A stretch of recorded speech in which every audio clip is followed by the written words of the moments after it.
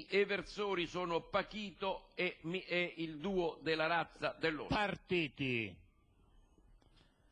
E in vantaggio Alpignano davanti a Aleinad, Disc Joker, Mr. McMahon, Don Giustino, No Suspect, White Flower e Pachito.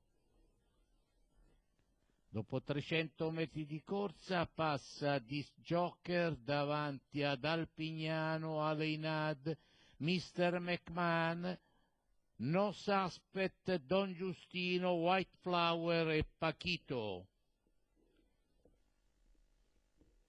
All'inizio della curva in vantaggio Disc Joker davanti ad Alpignano, Aleinad, Mr. McMahon, Don Giustino, No Suspect, White Flower e Pachito.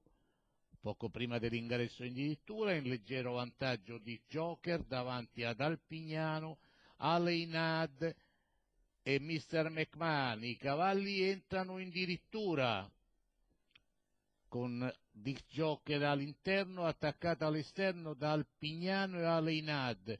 Seguono No Suspect, Don Giustino, Pachito a centropista, passa Aleinad davanti ad Alpignano, Pachito a centropista, Don Giustino, White Flower in vantaggio Aleinad, attaccato a centropista da Pachito, seguono Alpignano e White Flower, e in vantaggio Aleinad davanti a Pachito, Alpignano e White Flower. La forma ha pagato, la forma era quella di Aleinad che ha bissato il fresco successo concedendo una replica sontuosa, ma che bel finale quello di Pachito che è andato ad alitare alle spalle, anzi ai fianchi della vincitrice sul calo degli avversari che hanno condotto la corsa.